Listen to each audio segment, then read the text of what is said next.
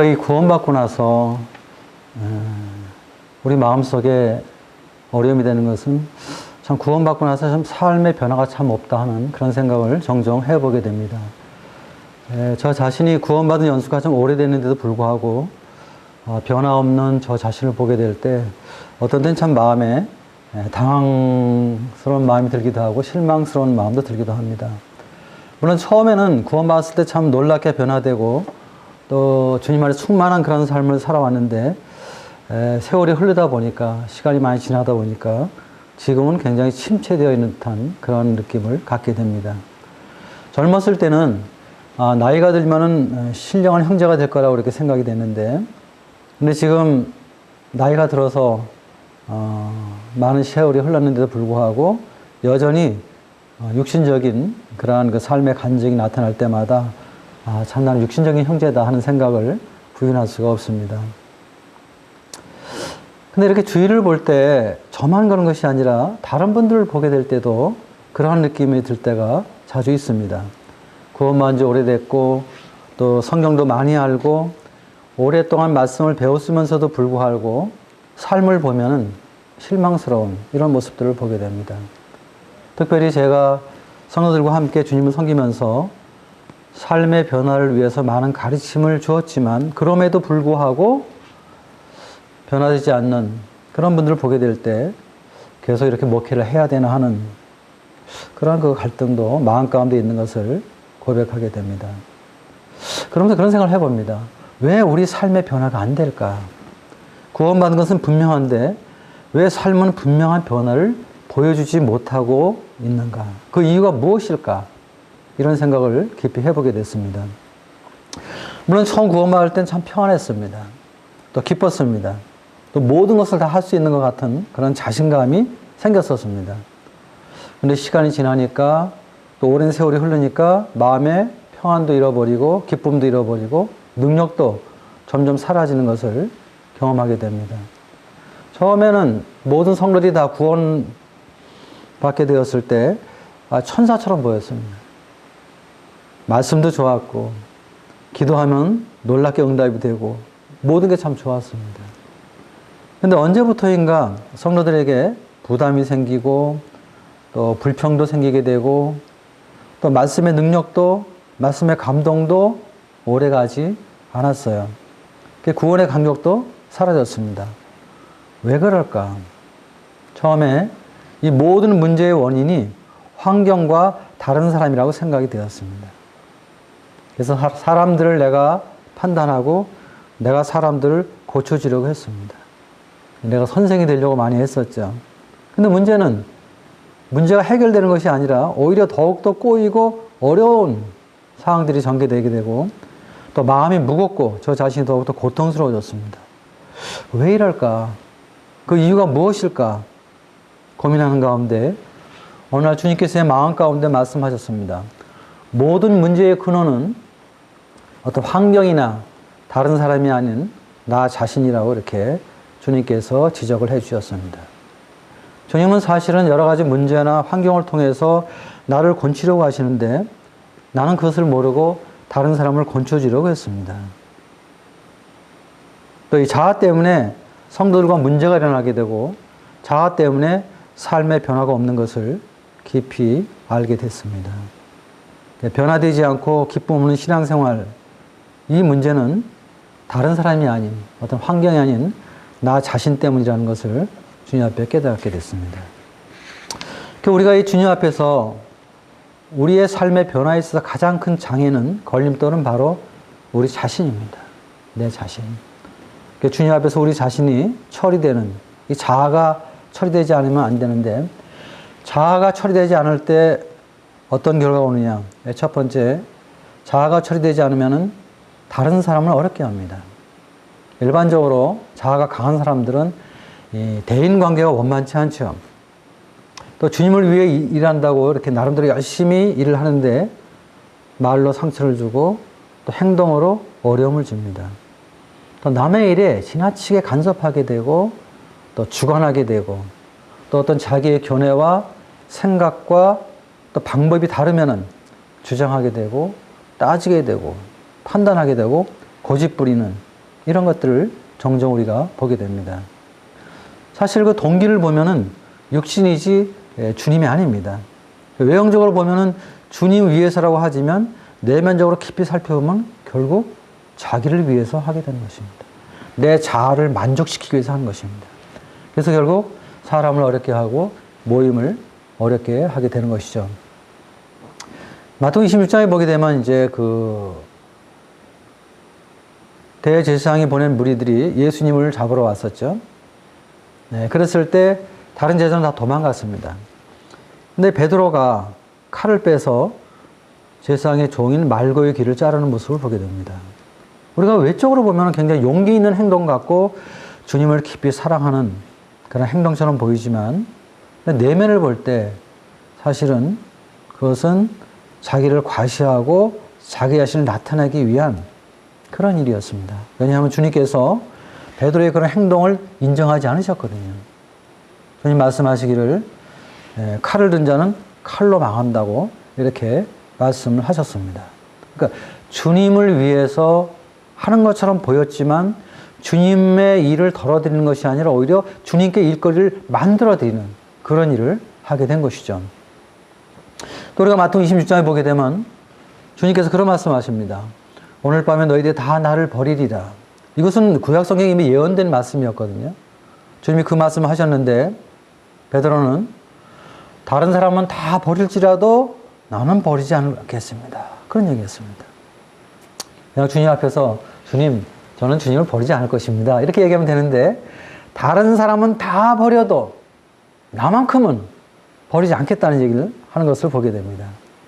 그래서 다른 제자를 참 어렵게 했죠. 또 우리 주님도 그 말씀을 들었을 때 마음이 어려우셨죠.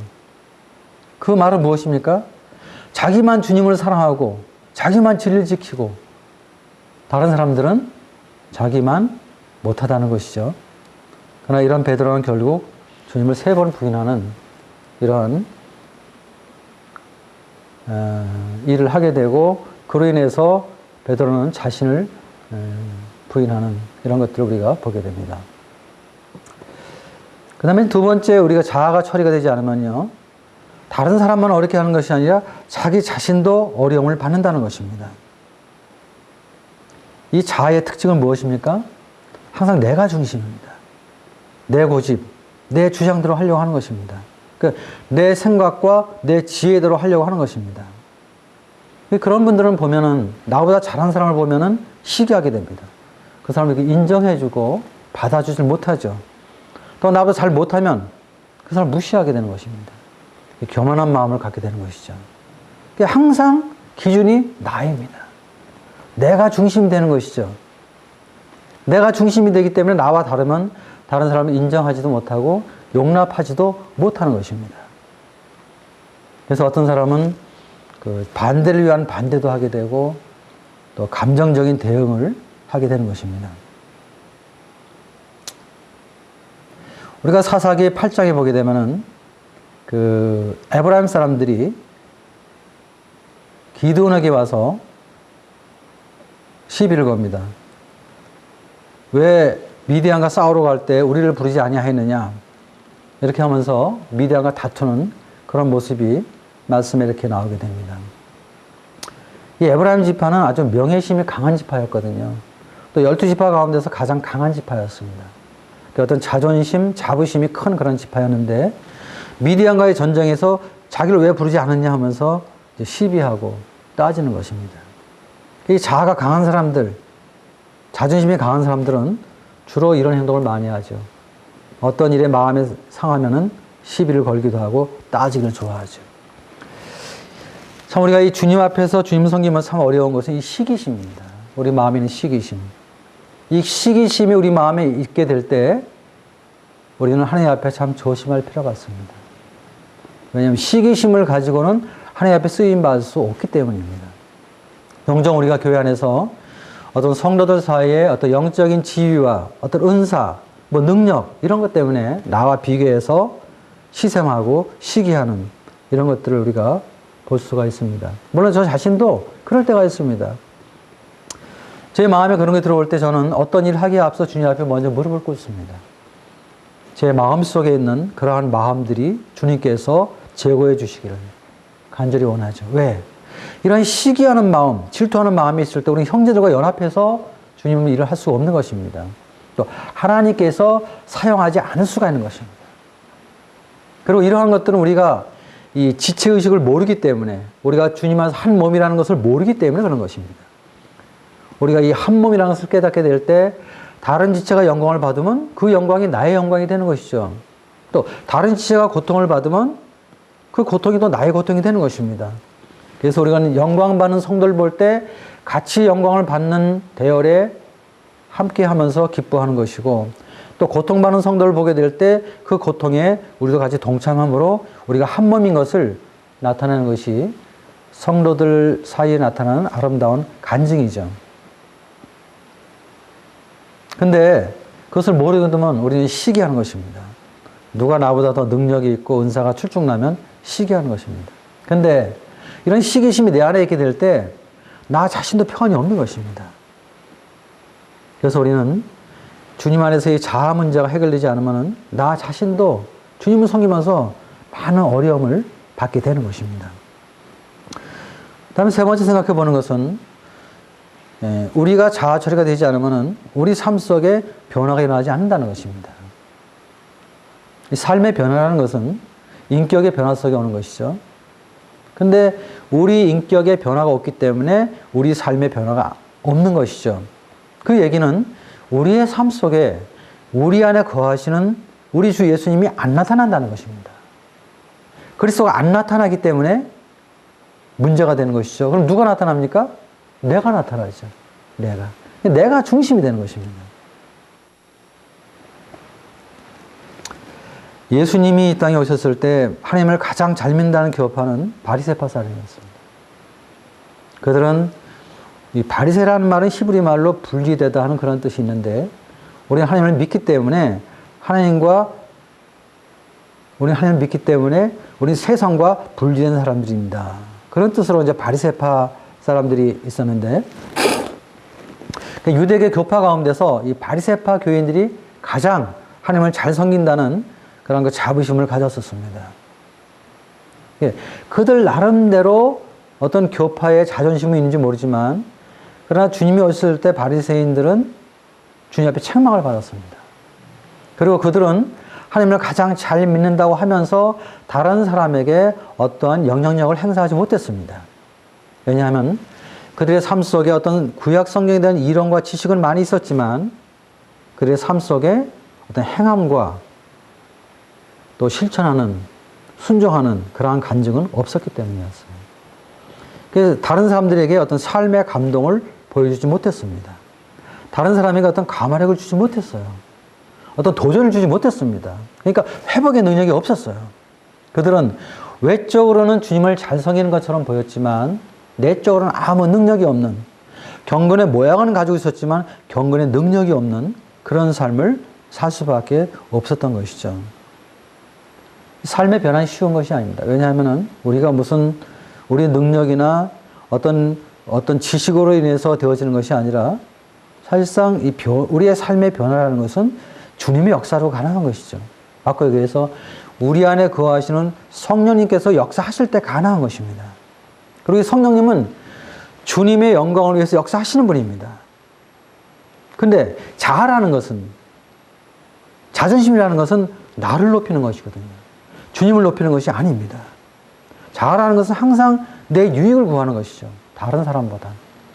그렇기 때문에 자아가 처리되지 아니하면 우리 삶 속에 어떤 인격의 변화가 나타나지 않고, 인격의 변화가 없다면 우리 삶의 변화를 우리는 기대할 수 없는 것입니다. 다음에 네 번째, 자아가 처리되지 아니하면 주님의 일을 방해하고 주님의 일을 막는 경우가 많다는 것입니다. 마태복음 16장에 보게 되면 주님이 이런 말씀하십니다. 이제 제자들에게 처음으로 인자가 이제 예루살렘에 올라가면은 고난을 받고 십자가에 죽을 것을 말씀하십니다. 그리고 3일 만에 부활하실 것을 처음으로 제자들에게 말씀하십니다. 그런데 베드로가 그렇게 말씀하실 때 예수님을 개역성에 보면 간했다 그런 말이 있어요. 간했다. 간했다는 건 뭐냐면 책망했다 그런 것입니다. 예수님 십자가에 죽으시면 안 됩니다. 예수님을 책망하면서 십자가 지지 말라고 이렇게 말을 하는 모습을 우리가 보게 됩니다. 참 예수님께서 십자가에서 죽는다는 말씀을 하시게 될 때 베드로가 그것을 간곡하게 말리는 모습을 보게 될 때 우리가 볼 때는 참 베드로가 주님을 사랑하고 정말 주님을 깊이 사모하는 그런 사람처럼 보입니다. 그런데 주님은 베드로를 책망했습니다. 사단아, 내 뒤로 물러가라. 네가 하나님보다 사람의 일을 더 생각한다고 주님께서 말씀하셨습니다. 하나님의 일보다 사람의 일을 더 생각한다고 말씀하셨어요. 우리가 볼 때는 주님을 위하는 것 같았지만 주님이 보실 때는 그렇지 않았어요. 우리가 이 자아가 처리되지 아니할 때 우리는 주님의 마음을 잘 모르는 것입니다. 자아가 내 삶을 지배할 때 우리는 주님의 뜻을 잘 몰라요. 또 주님의 인도하심을 잘 받지 못합니다. 그래서 사람과의 관계 속에서 내 생각과 내 방법이 같으면 좋아하는 것입니다. 근데 내 생각과 내 방법이 다르면 이제 문제가 발생하죠. 주장하게 되고 따지게 되고 변론하게 되고 또 무엇인가 나 자신을 변호하려고 하게 되고 그렇게 하다 보면은 형제들 마음이 나눠지게 되고 또 하나가 안 되는 이런 모습을 보게 됩니다. 내가 살아있을 때 자아가 나의 삶을 주관하게 될 때 우리는 주님 앞에서 쓰임을 받기보다는 오히려 주님의 일을 방해하는 그런 삶을 살 수가 있다는 것입니다. 자, 그럼 우리가 이러한 그 자아 문제를 그럼 어떻게 처리해야 될 것인가? 이건 참 우리가 주님 앞에 갈 때까지 큰 숙제입니다. 이 부분에 대해서. 오늘 우리 이 말씀을 통해서 잠깐 좀 생각을 해보겠습니다. 사사기 7장의 말씀을 보겠습니다. 7장 19절부터 23절 말씀을 읽어드리겠습니다. 사사기 7장 19절입니다. 기드온과 그와 함께한 100명이 이경초의 진영 근처에 이른즉 바로 파수꾼들을 교대한 때라. 그들이 나팔을 불며 손에 가졌던 항아리를 부수니라. 세 대가 나팔을 불며 항아리를 부수고 왼손에 횃불을 들고 오른손에 나팔을 들어 불며 외쳐 이르되 여호와와 기드온의 칼이다 하고 각기 제자리에 서서 그 진영을 에워싸매 그 온 진영의 군사들이 뛰고 부르짖으며 도망하였는데 300명이 나팔을 불 때에 여호와께서 그 온 진영에서 친구끼리 칼로 치게 하심으로 적군이 도망하여 스베라의 베시다에 이르고 또 답밭에 가까운 아벨 모올라의 경계에 이르렀으며 이스라엘 사람들은 납달리와 아셀과 온 므낫세에서부터 부름을 받고 미디안을 추격하였더라. 자, 이 7장에서 이제 기드온은 이스라엘을 침범한 미디안과 전쟁하는 모습이 나오게 됩니다. 처음에 나팔을 불었을 때 32,000명이 모였습니다. 그런데 하나님께서 너무 많다고 그랬어요. 근데 미디안의 군대들은 바닷가의 모래알처럼 수십만이 모였거든요. 근데 32,000이 모였는데 하나님은 너무 많다고 그랬어요. 그래서 이제 그 가운데서 두렵고 떠오는 사람은 집으로 돌아가라고 그랬더니 22,000명이 돌아갔습니다. 10,000명이 남았죠. 근데 하나님께서 아직도 사람이 많다고 그랬습니다. 그래서 그 사람들을 냇가로 데려가서 물을 마시게 했습니다. 물을 마실 때 이제 손으로 물을 핥는 사람과 그 다음에 무릎을 꿇고 얼굴을 물속에 대고 물을 먹는 사람, 이 두 부류로 나누라고 말씀하셔서 이제 물을 핥는 사람을 선택하라고 그랬습니다. 300명이 선택이 됩니다.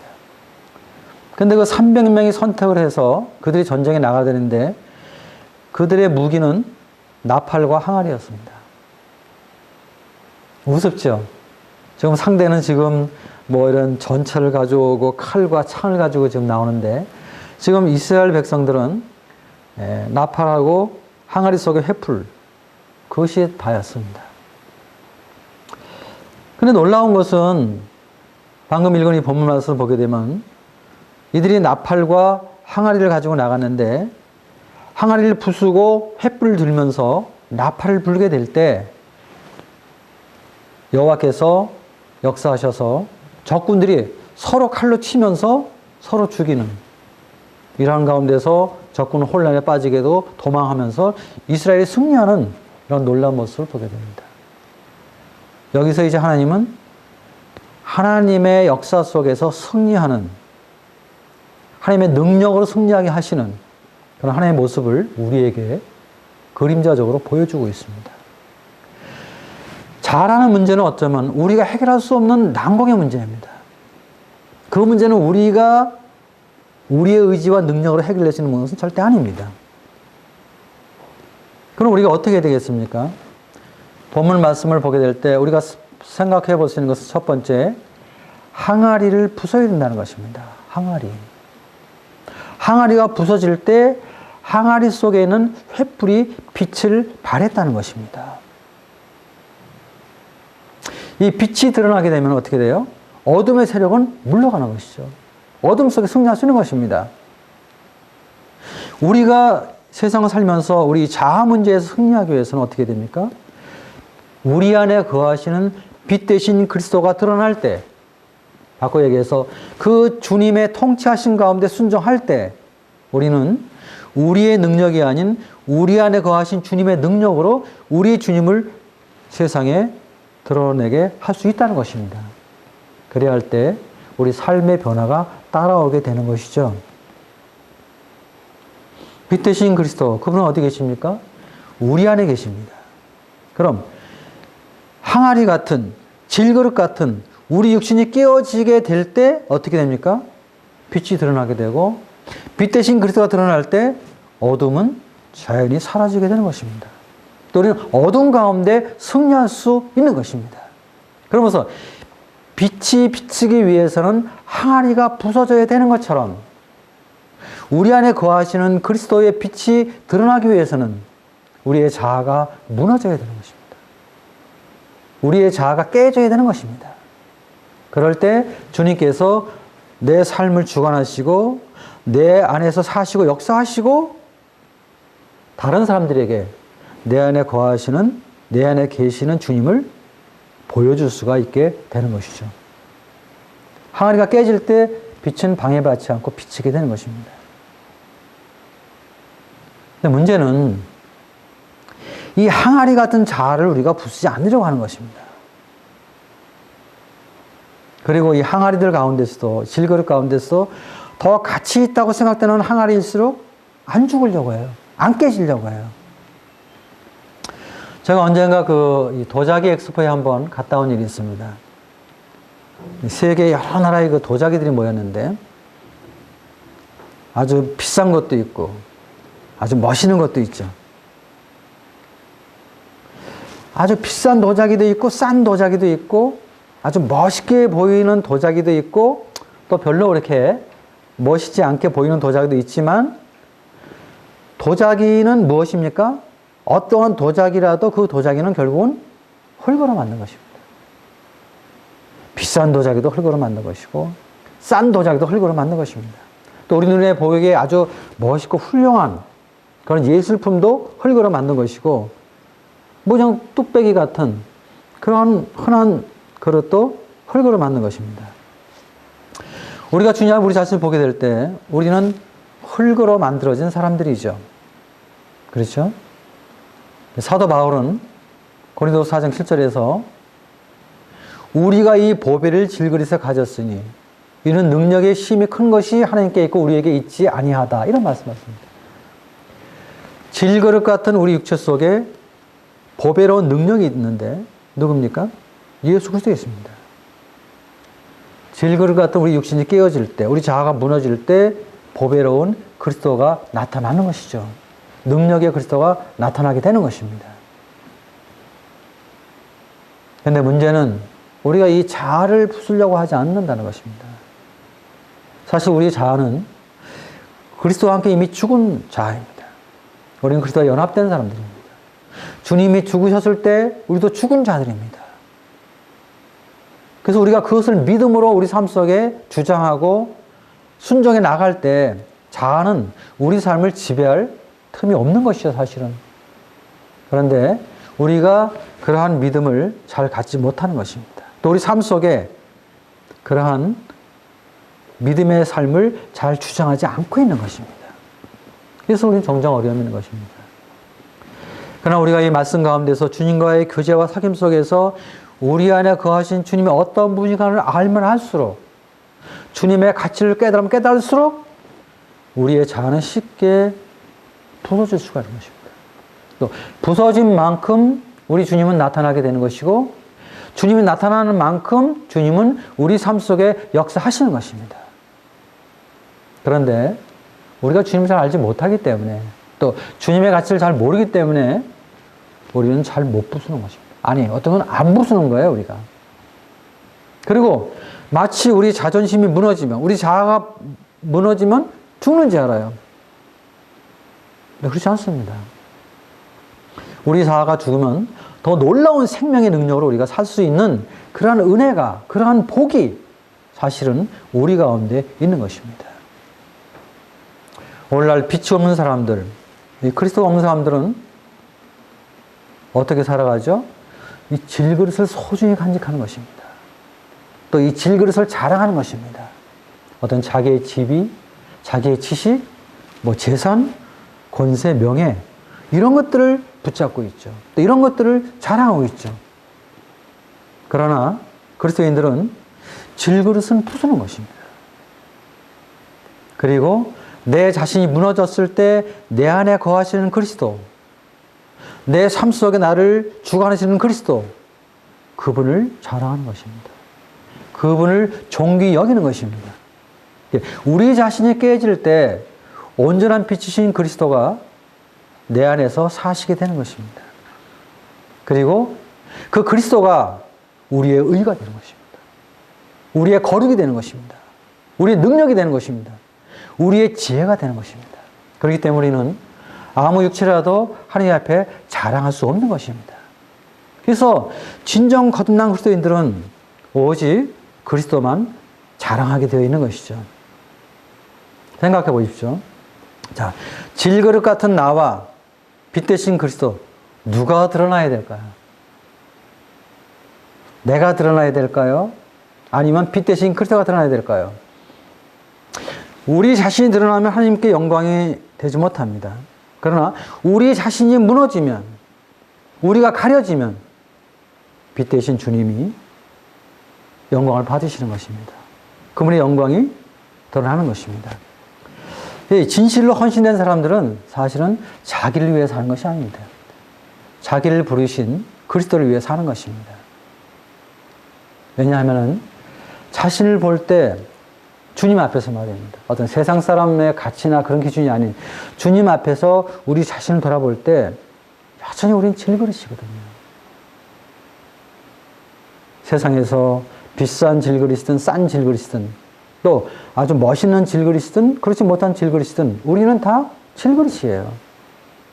그럼 이 질그릇인 나와 질그릇 안에 거하는 보배로운 그리스도, 보물이신 그리스도, 가치를 비교할 때 이거 너무 쉽게 우리가 결론 내릴 수 있잖아요. 이것을 깊이 깨닫게 될 때 우리 자아는 어떤 우리의 노력에 의해서 깨어지는 것이 아니라 그 주님 앞에서 우리의 자아를 부인하게 되는 것입니다. 우리 영이, 우리 양심이 주님 앞에서 인정하게 되는 것입니다. 그 자아를 부인하게 될 때 우리는 주님 앞에서 비로소 주님을 천적으로 의지하는 주님의 겸손과 또 주님처럼 섬기는 자의 삶을 살 수가 있는 것이죠. 사실 우리가 주님 앞에 이런 걸 배우지 못하면요, 우리는 인위적으로 겸손한 척 할 수 있습니다. 또 온유한 척 할 수 있어요. 저도 제 삶 속에서 그런 일을 많이 행해봤습니다. 겸손한 척하고 온유한 척 해봤어요. 오래가지 않아요. 또 다른 사람이 압니다. 우리 자신이 정말 부인되고 내가 주님 앞에 아무것도 아닌 것을 깨닫게 될 때 내 안에 거하신 주님이 내 삶 속의 능력으로 나를 주관하실 때 우리는 그분의 임재와 그분의 능력 속에서 정말 겸손한 마음을 갖게 되는 것입니다. 이건 인위적인 겸손이 아니라 주님 앞에서 주님이 허락하신 그런 겸손의 모습을 나타낼 수 있는 것이죠. 사실 우리는 겸손할 수 없는 자들입니다. 우리에게 겸손이 없어요. 우리가 겸손하려고 하면 할수록 우리는 고통받고 어려움을 받을 수밖에 없습니다. 그러나 주님 앞에서 내가 어떠한 자인 걸 깊이 깨닫고 정말 우리 주님의 겸손과 온유를 묵상함으로 인해서 성령께서 내 마음속을 축원하실 때 우리도 그분에 의해서 그분의 능력을 주님 앞에 경험하면서 정말 그분의 겸손을 삶 속에 나타나게 되는 것입니다. 저와 여러분들에게 바로 이러한 겸손이 필요한 것이죠.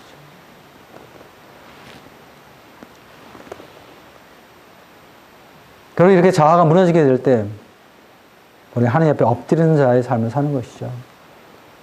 또 하나님 앞에 엎드리게 될 때 우리는 사람들 앞에서 엎드리는 것입니다. 사실 우리 자아가 강할 때 우리 자존심은 사람들 앞에 엎드리고 싶지 않습니다. 무엇인가 나를 내세우고 싶고 인정받고 싶고 또 나 자신을 드러나고 싶죠. 그러나 정말 주님 앞에서 자아가 무너지게 될 때, 주님 앞에 엎드리게 될 때 우린 정말 사람들 앞에서도 엎드리면서 그를 섬길 수 있는 이런 능력을 주님으로부터 부여받게 되는 것이죠. 이것이 우리의 그리스도의 삶입니다. 모세를 생각해 볼 때 그는 애굽의 왕자였잖아요. 애굽의 최고의 학문을 배운 사람이고 최고의 권력을 가진 사람이었습니다. 그렇게 세상적으로 유능하고 권력이 있는 모세가 애굽에서는 하나님의 종이 될 수가 없었어요. 하나님 광야로 보내셨죠. 목자의 삶을 살게 했습니다. 아주 실패하고 몰락한 사람처럼 보였죠. 그런데 그 40년 동안 하나님은 모세의 자신을 낮추고 대신 하나님 앞에 엎드린 자로 만드셨습니다. 그 모세가 하나님 앞에 엎드리고 주님의 겸손과 온유를 갖게 되었을 때 하나님께서 그를 부르셔서 이스라엘 백성을 구원하는 이런 놀라운 사역에 사용하는 것을 우리가 성경에서 볼 수가 있습니다. 그리스도인들, 구원받은 사람들은 무엇입니까? 십자가에서 주님과 함께 믿음으로 죽음을 경험한 자들입니다. 그리스도와 연합되어 있기 때문에 우리는 그런 사실을 기억하고 우리 삶 속에서 항상 죽은 자의 모습으로 주님 앞에 엎드리는 그런 삶의 자세가 우리 모두에게 필요한 것입니다.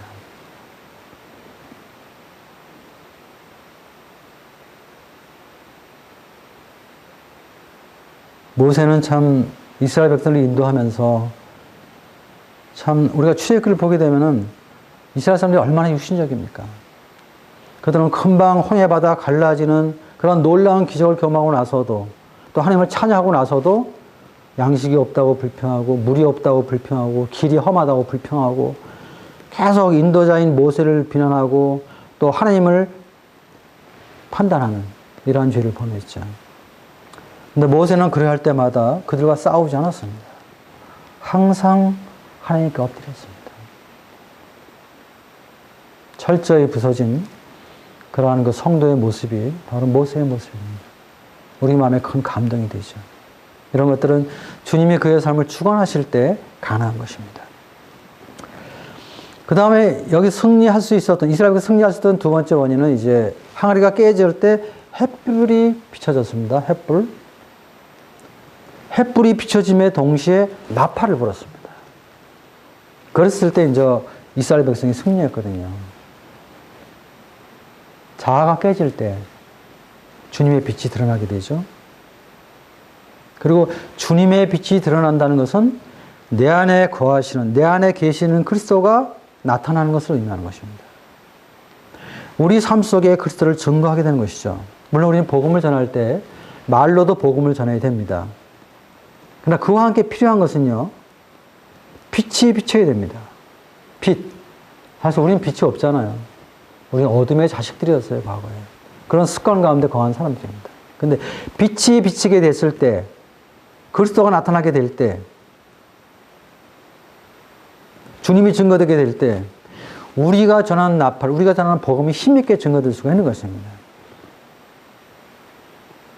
주님이 나타나게 될 때, 우리는 비로소 그분의 임재와 그분의 능력 가운데서 주님의 사역에 겸손하게 참여할 수가 있는 것입니다. 그리고 그 사역 속에서 나타나는 모든 영광을 우리가 아닌 우리 주님 앞에 겸손하게 드릴 수가 있는 것이죠. 이것이 종의 자세입니다. 이 섬김 속에 우리의 생각이나 우리의 지혜나 우리의 영광이 나타나서는 안 되는 것입니다. 내 의가 나타나서는 안 되는 것이죠. 질그릇이 깨어져 있을 때 빛 대신 그리스도, 온전한 그리스도만 나타나게 되는 것이죠.